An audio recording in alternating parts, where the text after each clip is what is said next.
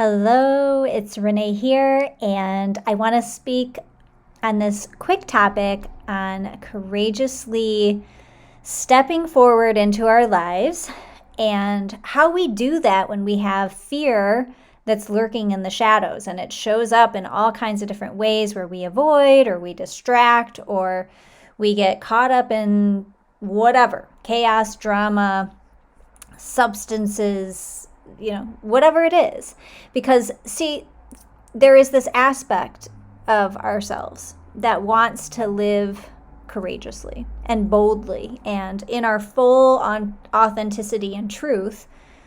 And then we also simultaneously have this fear at the same time, and all the fears that may come along with being more visible or what it feels like to get criticized when we speak boldly or speak our truth. And maybe when somebody has an opinion and maybe it's different than what we thought, and how we process through that. And so what comes up is that in order to really live full out, we need to reckon with our fear.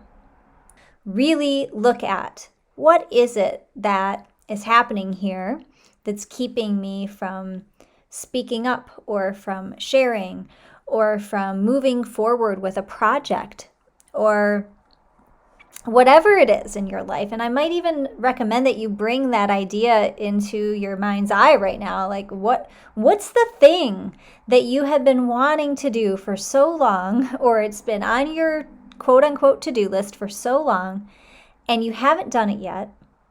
What's that thing and what's holding you back from it? So we must be bold enough in this moment when we consider what's on the line that we've wanted for so long. We must be bold enough to face the fearful wounds that want to keep us back in our old patterns, especially right now. Especially right now. If you're listening to this right now, this is like your sign, your call to action. The patterns of things like people pleasing, or where we feel like we're self-righteous or superior, or where we have expectations on others or that they should be different than they are, or judgment on others, or shaming or projection, or when we're just in our fear and maybe we're even unsure how to move forward, like a freeze response. Maybe we're blaming, maybe we're gossiping, maybe we're angry. We have hatred towards something, someone, some organization. This is where we must look in our own mirror. There comes a time when we know that we can honor this fear when we look in the mirror. That was not supposed to rhyme, but it does. Honor the fear when you look in the mirror, and we can use it for our transformation and our highest healing and in service to other people. I'm going to say that again because I want to add something to it. When we honor the fear and we use it for our own transformation and our own highest healing, then it becomes a service to other people. And the thing I want to add to that is that there's so many people who come to do this kind of work with me who don't realize how much these shadowy things, our triggers, our people pleasing, our own anger, our own fear, our own projection, our own blaming, whatever, they don't realize how much that energetically holds down their physical body health, which is a whole nother blog post / podcast I'm going to share another time. But in the meantime, we really come to this fork in the road where we realize, like, okay, I can use this. I can go into the fear. I can face it. Oh my goodness, it's hard to do it. But when I do, it will be transformational. I can use that for a deeper level of healing for myself, for my body, for my family, for my community. It will be of service to other people, or I can stay in the fear. I can succumb back to it. It will siphon the energy from me, and courageous feelings now go away. Our faith dwindles, and we are stuck in the same pattern over and over again.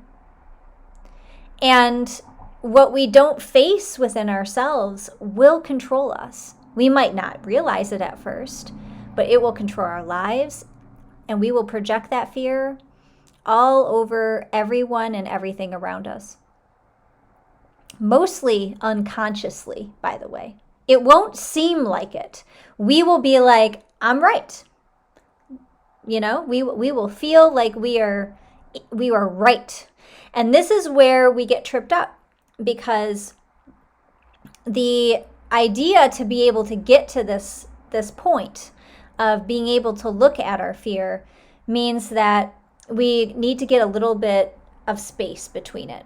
And that has a lot to do with our nervous system. And it has a lot to do with practicing this idea that what if we're not right? What if we're not wrong? What if it's just a neutral thing? And that's another conversation. So I'm going to try to stay on focus, because I could go all over the place, and I'm not going to today. What we don't face will control us. It will control our lives, and it will be unconscious.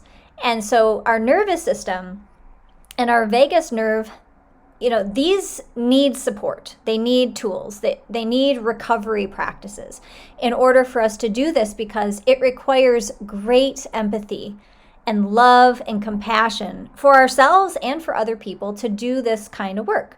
And those things are not automatic when our nervous system is feeling like it's being threatened, or we feel unsafe, or we feel like the other shoe's going to drop, or we are going to be attacked, or there's a fight or flight or freeze response going on.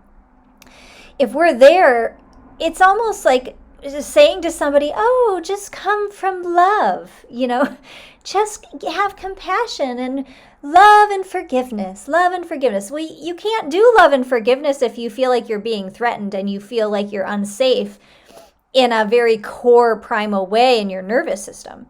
And so for me and for my courageous clients and so many of my colleagues and the community that I get to be a part of, we've been doing this work day by day, hour by hour.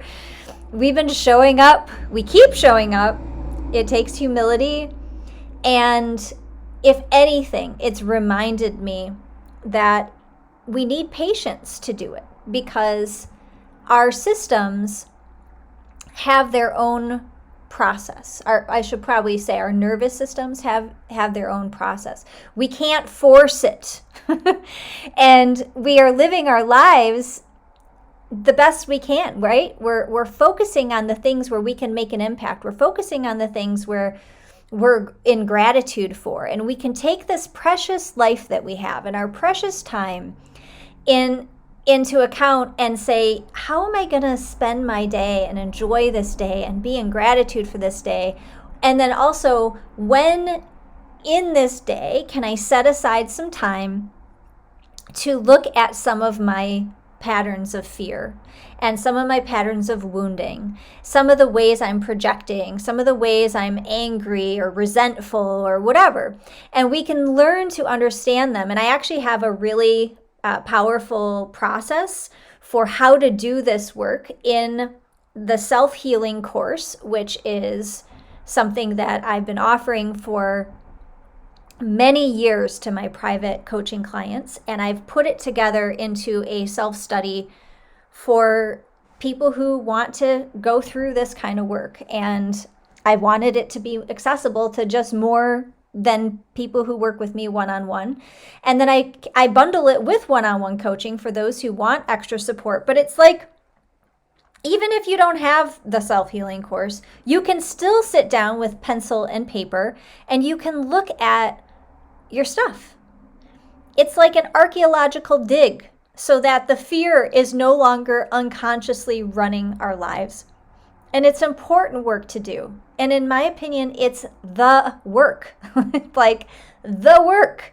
It impacts every aspect of our life, our relationships, our relationship with our body, with our food, with our money, with our career, with our bosses and parents and siblings and friends and partners. Like everything is impacted by us doing this kind of work. And any mindset affirmation stuff or manifestation stuff, which I love, don't get me wrong, they're great, but they're simply the window dressing of like this superficial clean house, but it's an illusion because the clean house is full of messy cupboards with shit everywhere. And you need to open the doors to expose the wound and find out why you're hiding the mess. This is why we do this, because it will come out eventually. It will always come out. And I think in our culture, we give like shadow work, like, I don't know how to explain it except to say that it's like we glorify things too much. It's like, oh, if you're not doing your shadow work and you're only doing love and light, then you're missing the boat. And oh, if you're only doing love and light and you're not doing your shadow work, then it's like we just need to do all of it. and when we trust, we'll know when the right time is. It's not like we need to be doing this 24 hours, 7 days a week.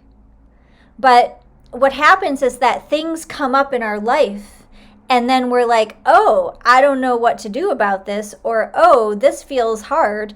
And we feel often like the solutions are out there, but they're really in here.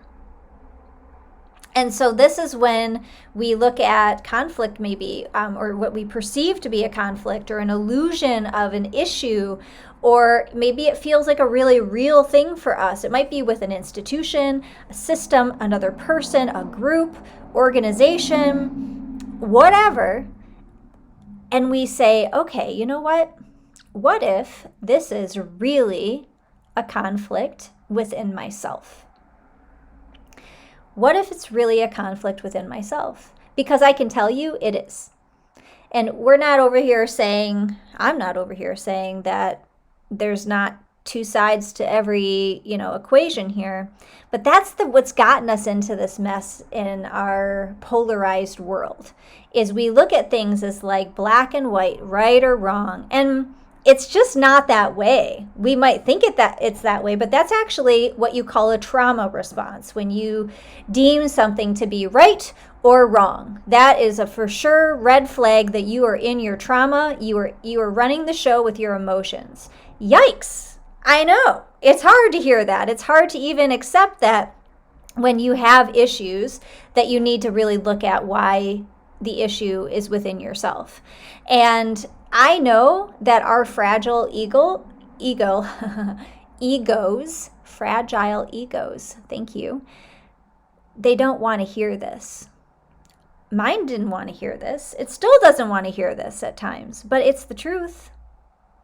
And we need to hear that truth, because we can really only take care of our own business. It's really like not our business what somebody else does in theirs. And if you don't reconcile this with yourself, you will be doomed to repeat it. And I don't know about you, but I'm done repeating. I'm here to clear the way. I am here to live brighter and more boldly and with bigger love and connection and alignment and more deeply in my truth. And I know that's an inside job. So cheers to you and to any of you out there who are showing up authentically and boldly and courageously and with the deepest faith that you're being guided and supported and loved right now. Cheers to you. And cheers to you all who are doing the shadow work and you're bravely doing the stuff behind the scenes, which reminds you why you came here at this time of all times. You chose to be here. I truly believe that. And as a perfectly imperfect human being, you evolve through both your shadow and your light. Both are necessary for your evolution. And I know in my heart and soul that when more of us do this work, it tips the scale for humanity. So if this resonates with you and you need support at this time, You might want to check out the self-healing course, which, like I said, is a self-study, but it also can be bundled with one-on-one coaching. I have longer term coaching for 6 months available as well. And at the end of the day, just remember to keep taking steps forward and going, and get the silent time with yourself so you can really see like what's underneath the hood, what's behind the cupboard. And don't let that stuff stay hidden. All right, much love. Talk soon.